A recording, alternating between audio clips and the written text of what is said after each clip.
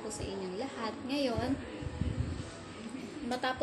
pagkatapos mo mapanood yung video na napanood mo tungkol sa pagsulat ng pangalan. So ngayon, may tatanungin kita ng mga ilang katanungan kung talagang napakinggan mo ng maayos ang kung talagang nakinig ka. Sino ang teacher na nasa video? Si Teacher Lynn. Yes, very good. Bakit tayo kailangan manatili sa ating bahay? Kasi may COVID-19, kailangan natin iwasan kasi yung mga family natin mahahawaan. Tama, kailangan nating mag-ingat sa virus. Ano ang sinasabi sa awit? Yung napakinggan mong awit. Di ba yung awit doon, yung ang kanta doon, kamusta, kamusta, kamusta, kamusta kayong lahat. So, ano ang sinasabi doon sa awiting yun? Kamusta, kamusta, kamusta, kamusta. Kamusta, ibig sabihin siya ay nangangamusta. Kamusta ka naman ngayon? Ikaw ba ay... Okay lang. Kamusta ka naman ngayon? Okay lang. Ikaw ba ang masaya o malungkot? Masaya. Pakita nga ako ng masaya. Bakit ka masaya? Kasi pag may family ako, happy na ako eh. Okay, very good. Sa tingin mo, yung weather naman natin ngayon, yung panahon natin, mainit ba o maulan? Mainit. Ano bang gusto mo? Mainit o umuulan? Mainit. Oh, very good.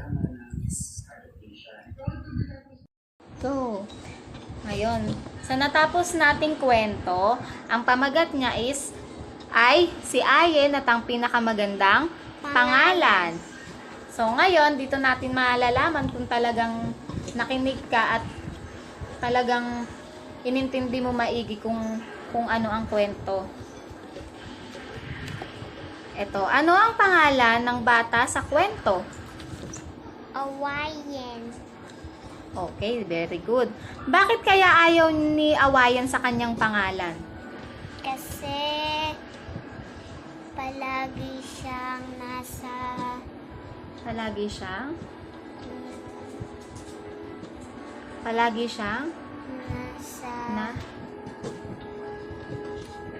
siyang nasa bahay. Kaya hindi. Bakit ayaw niya sa pangalan niya? Ano ang dahilan? Kasi palagi siyang sa school, sa paaralan. Ano yung ginagawa sa kanya ng mga kaklase niya? inaaway O, bakit siya inaaway ng mga kaklase niya? Dahil sa balalan niya. tama. Ano ang ibig sabihin ng pangalang Awayen? Kasi 'di ba yung Awayen ipinangalan sa kanya ng mama niya. Kasi ang pangalan ng lola niya is Awayen din, na mahilig palaging nasa bahay, lumabas ng bahay. So, kaya iyon ang pinangalan sa kanya. So, sa'yo, sa pagkakaintindi mo dun sa kwento, ano bang ibig sabihin ng Awayen? Inaaway ka. Hindi. Kanina pa yun sa dahilan niya kung bakit ayaw niyang anuhin yung pangalan niya. Ito naman, kung ano yung ibig sabihin ng pangalang Awayen nung sinaunang panahon. Ang ibig sabihin ng pangalang Awayen ay palagi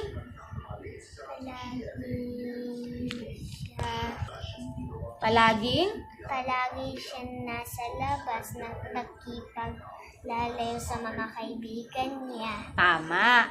Sa tingin mo, ano ang aral na natutunan mo sa iyong narinig na kwento?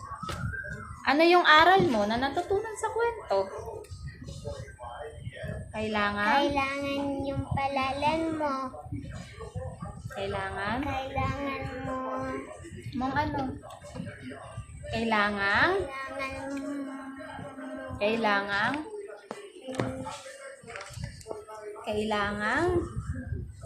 ako, binigyan kita ng pangalan.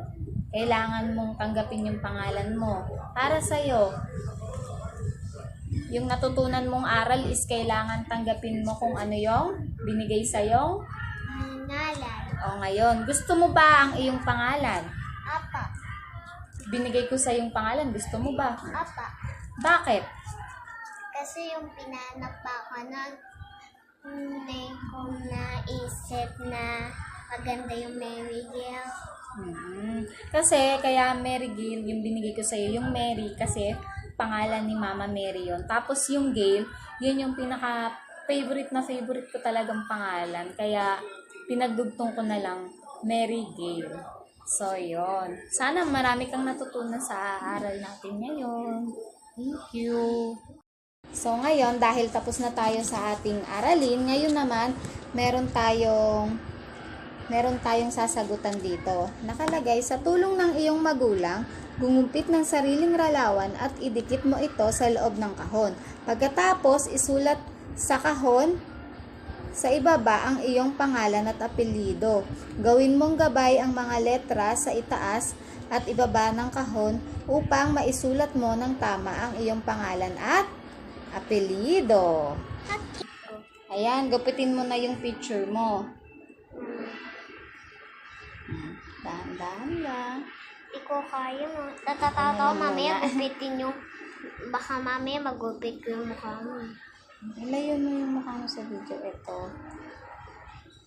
Gupitin natin yung Mukha ko. iyong Mukha. litrato. Pwede nga ding mukha. Didikit natin dito sa... ayan. Mama, wala no. Ayan, nilalagay natin siya. Tapos ayan. Didikit. Itatry ko nga. Didikit. Umupo ka. Mama muna Didikit nga. natin. Ayan, ididikit na natin ngayon yung iyong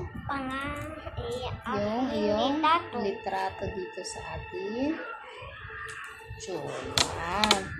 Tapos ngayon naman, matapos mong maidikit yung iyong Picture. larawan, picture, susulat naman natin yung iyong pangalan. Itong pangalan mo, ano ba yung pangalan mo? Mary Gail. So, isusulat mo dito ang unang letra. Letter? M. Yun, M. Sulat mo dito. Asan dito ang M?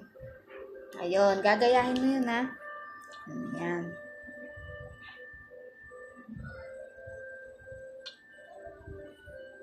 Sunod naman ay letter?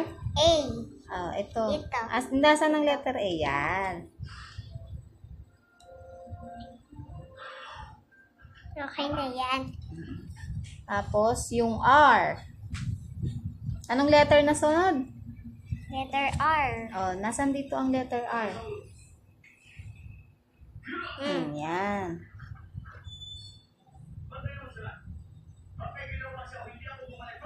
Sunod naman dyan ay G. Y. Y. Hanapin mo yung letter Y. Dito. Opo. Very This good. one. Okay po. Pwede naman pag ano, no? Okay po. Ikaw po.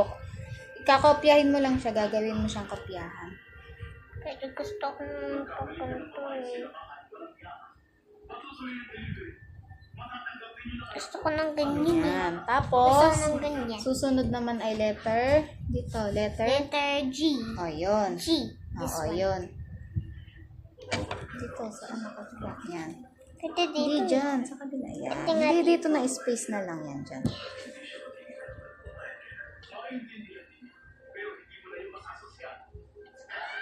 Yan.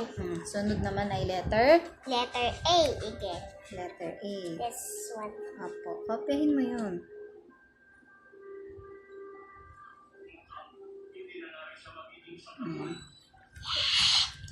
Sunod ay letter. Letter I. Yun. This one. That is this. Ayan. Sunod naman ay. Letter L. Yun. So, ano yung pangalan mo? Mary Gail.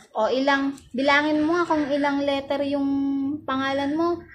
1, 2, 3, 4, 5, 6, 7, 8. Ilan yun? 8. So, sabihin mo nga kung anong mga letra yan ng alphabet. M, A, R, Y, G, A, I, L. Very good. Ngayon naman dito tayo sa apelyido. Ano ba yung apelyido mo? Gail. Gail. Apelyido mo. Gail. Hindi, yun. Pangalan mo yun eh. Ano yung apelyido mo? Soriano. Tama. O, isusulat mo naman dito. Anong letter? Soriano. Yun. Tama. Ano dito? S. No, nasan ang S dyan? Sambi. This one. Yung S. Is Yan. O. Kahin mo yun. Sunod naman ay O. O. This one. Okay. This. O. Pero okay lang kami ka. Next. Next is R. Okay. This. R. Next is Next is I. okay, very good. This. And A. Okay. This.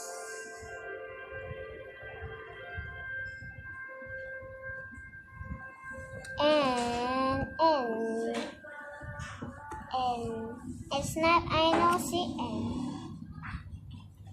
And this one. This one. N. Letter? Letter N. This. Okay.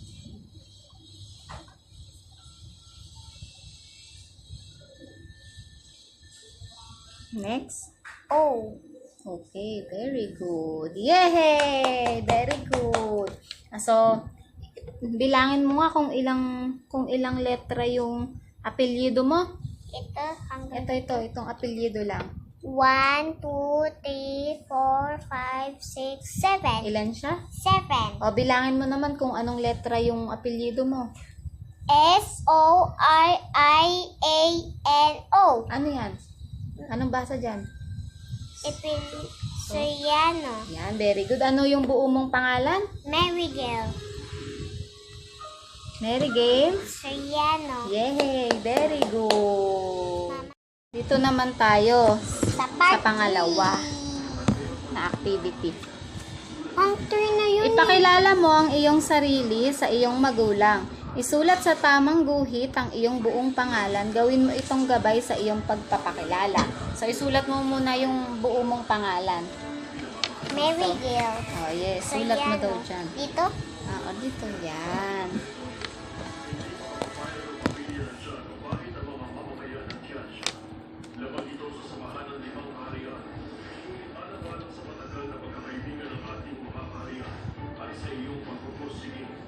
Okay na yan. Okay. Space. Yan.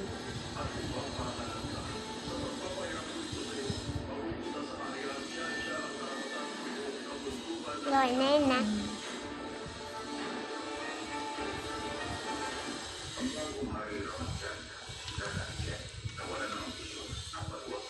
Tama. Wala ba akong ganito doon? Okay lang. Tapos dito naman, apelyido. Marigel.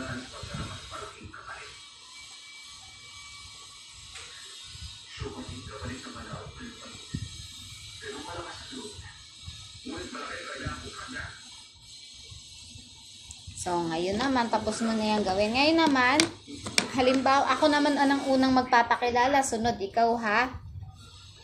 So, ako nga pala si Mami Gladys G. Soriano. Pinagagala ko po kayong makilala sa ngayong ikaunang araw ng pag-aaral ng aking anak. Siya naman ang magpapakilala ngayon. Okay? Ako po si Marigel Soriano. Batiin mo sila. Isang Hello pa. Ayun lang. Tapos, eto naman. Bilugan ang simulang letra ng iyong pangalan. O, bilugan mo daw yung simulang letra ng pangalan mo. Anong bang simula ng letra ng pangalan mo? M-A-R. Hindi. Umpisang pangalan ng pangalan mo. Ito. M. O, M. This one. O, di M. Yun. Bilugan mo daw yung letter. M. M. Ang balon. Bilugan ang simulang letra ng iyong pangalan. No, pati letter. A. Hindi. Letter. Letter A. Di ba dalawa yung name mo? Mary Gail at Mary at saka Gail. So, ano naman yung pangalawa? No, M na M. Mary. Mary Gail. Okay na. Tapos, sa pangatlo, naka-beach. Sunod naman ay bilangin at kulayan ang bilang ng letra ng iyong buong pangalan. Okay. O, bilangin mo daw to lahat. Tapos, kung ilan yung pangalan na nandyan, iyon ang kukulayan mo. Okay. Bilangin mo muna to. Bilangin ko to 1, 2, 3, 4, 5, 6, 7, 8, 9, 10, 11, 12, 13, 14, 15, 16. O, nasan yung, 16. ituro mo yung number 16. 16, o. The color. Basta hindi lapas ha. Opo, ikaw po bahala. Oh.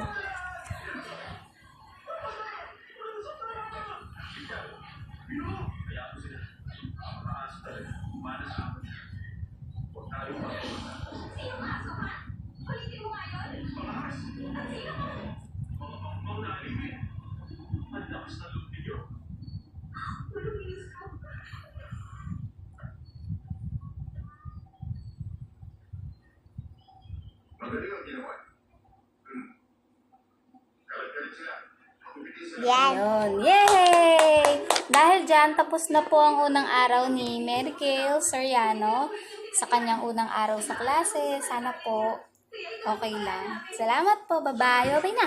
Bye-bye. Smile.